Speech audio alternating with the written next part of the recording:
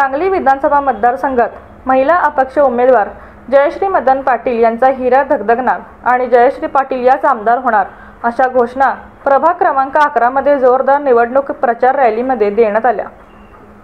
या पदयात्रेत मोठ्या संख्येने नागरिक सहभागी झाले होते। त्यांनी उत्स्फूर्तपणे पाठिंबा दिला। रॅलीमध्ये फुलांची उधळण आणि फटाक्यांची आतिषबाजी करण्यात आली। या प्रचार दौऱ्यावेळी जयश्री मदन पाटील बोलताना म्हणाल्या, मतदारसंघाचा सर्वांगीण विकास करण्याच्या उद्देशाने आणि विकासाचे नवे पर्व सुरू करण्यासाठीच मी ही निवडणूक लढवत आहे। त्यासाठी प्रत्येक नागरिकाला विश्वासात घेऊन विकासाचा भागीदारी बनवण्याचा प्रयत्न करणार आहे।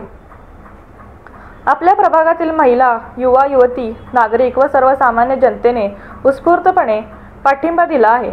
याबद्दल मी सर्वांची आभारी आहे। येत्या 20 तारखेला मला प्रचंड मतांनी विजयी करा। आजची पदयात्रा संजयनगर परिसरातून काढण्यात आली। या प्रभागामधील कैलासवासी मदनभाऊ पाटील, खासदार विशालदादा पाटील यांच्या प्रयत्नातून विविध समस्या सोडवल्या आहेत। या आपल्या हक्काच्या प्रभागातून मोठे मताधिक्य मागील निवडणुकीतही मिळाले होते आणि या निवडणुकीतही मिळणार आहे असा विश्वास जयश्री मदन पाटील यांनी यावेळी दिला।